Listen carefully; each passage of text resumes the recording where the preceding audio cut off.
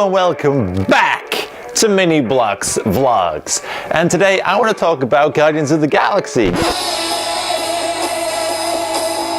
Guardians of the Galaxy Vol.2 is out as of yesterday, which was April 28th. But April 28th, Guardians of the Galaxy Vol.2 means so much more to me than just as a fan of Marvel films and fan of the Guardians. It has a very, very special connection. And here's why. You might be surprised to know that I'm actually turning 30 years old tomorrow. And tomorrow is April 28th, which is my birthday, in case anyone was wondering, which means today is Thursday, April 27th. It's just gone 9 o'clock. And I'm telling you because every year my good friends over at Marvel Studios have given me a wonderful birthday present. It's not the shirt, I bought this myself. Last year they treated me to the wonders of Captain America's Civil War. And this year a little film's coming out called Guardians of the Galaxy Vol.2. Showtime, a-holes!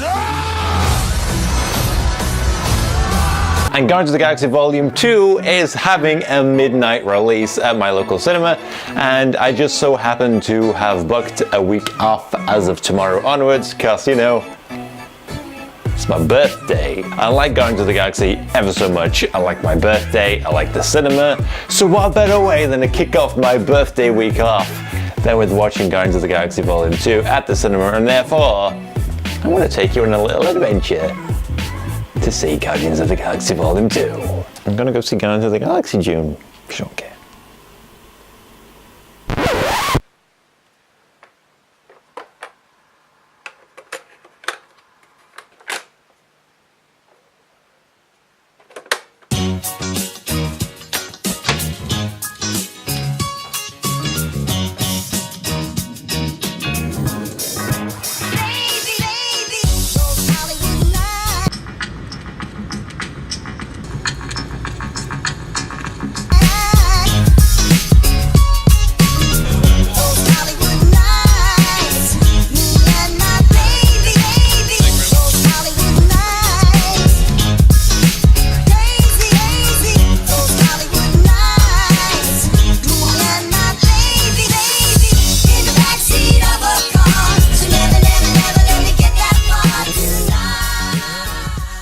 I'm a Marvel fan at heart. I love Marvel comic books. I grew up with Marvel as properties through the 90s animated shows like most people did.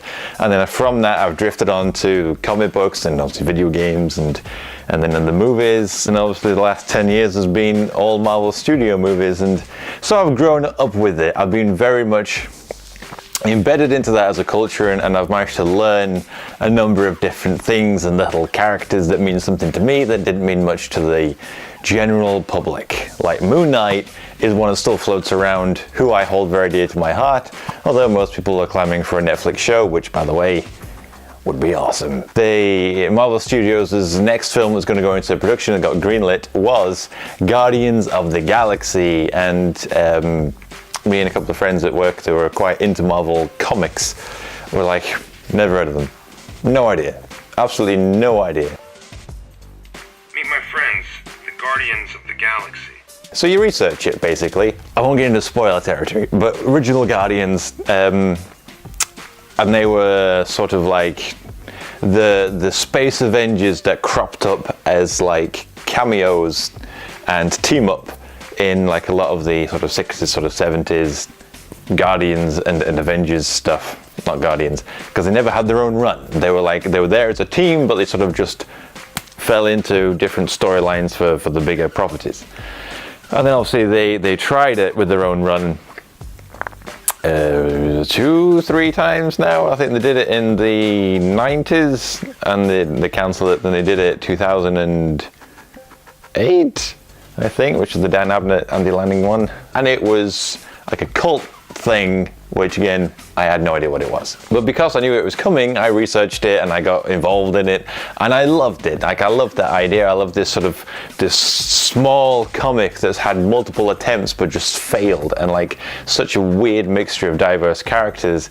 And then obviously because they were making the first Guardians of the Galaxy film, they then ran a new version of the comic book, which was loosely based. It was like a reboot, but it was based on the Dan Abnett, Andy Lanning one, and obviously linked to the film. But it was running prior to the film coming out, and that was by Brian Michael Bendis. And I was buying that, and I was reading that, and I was enjoying it. So despite this lineage, when the film came out, it was based on the core characters from the 2008 comic. You're talking Star-Lord, Gamora, Rocket Raccoon, Groot, and Batista! And Batista, he kicks Star-Lord in the midsection and takes him up for the Batista bomb! Batista! Oh, sorry, I meant Drax. When the film came out, the film was much better than I wanted it to be, and it wasn't quite what I wanted it to be. Like, I loved the comic book look of the 2008 Guardians of the Galaxy. I loved that blue attire. Groot was my favorite character. I loved the fact that it's sort of weird and kind of dark looking and big spiky tree thing, and I like the fact that he wears the uniform, and I love the fact that he shrinks and grows whenever he wants, really, and when he's smaller, he just in his little plant pot, and Rocket just carries him around with him. That's cool. He's not supposed to be like big-eyed baby dancing thing. Don't mess with my friends. Which I don't dislike either, but it's just, in my head it was this, and in the film it is that. And there's like parallels between them, but they're also quite significantly different. And so as an aspect of like, I would love this version as well as, or to sort of evolve into, or elements of. I mean, they actually do have the sort of blue, it's kind of like what they had with the orange uniforms, but they are blue now that they're sort of their own team. The film was awesome. I love it to bits. I've seen it 3, 4, 5 times. I saw it twice at the cinema. I bought it immediately, pre-ordered it, Steelbook and Blu-ray, with a cool little Walkman cassette Blu-ray case, Steelbook case. So I loved the film. So I was really excited to see the second one. I didn't get as good of vibes off of the trailer as I did the first one, but it's a weird thing to talk about, because as much as I love Guardians of the Galaxy, and the second film, for all intents and purposes, is better, right? But it is my sister asked me yesterday, how good is it? Because her friend said it's better than the first one, and I'm like, it is better. But this one's also better in its own way. But they're not comparable, you know, that they are two films that exist in the same universe doing different things.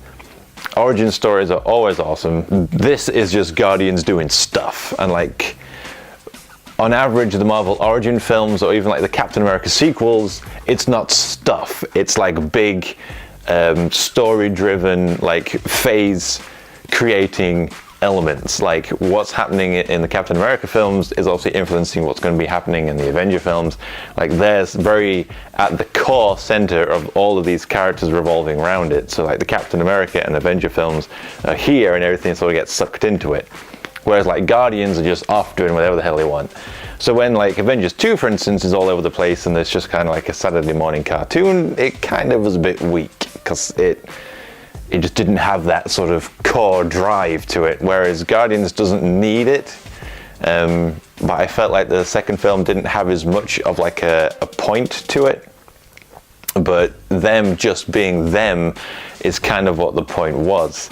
There is obviously a point as to what's happening, but it feels quite a small scale thing. And I don't mean like I want them to be saving the world, but they do sort of talk about the fact that they're saving the galaxy again, and it never felt like it was developed enough to actually feel like it's a threat, basically.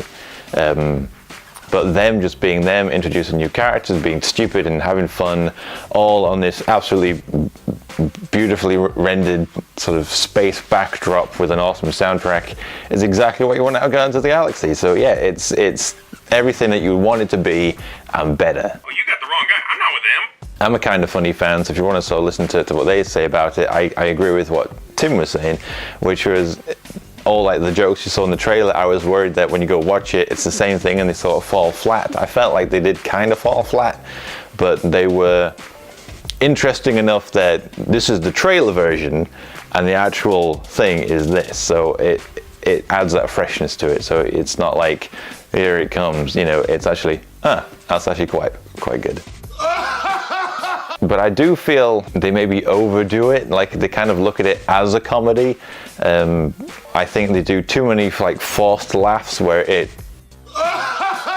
I find that the more they force people trying to pretend to laugh or act laughing, the less funny it is. Like, there's a few instances where someone like sniggers or goes, and that is actually funnier. And then when they prolong it for about a good 30 seconds of just like forced laughing, I find that sort of detracted from what would have been funnier.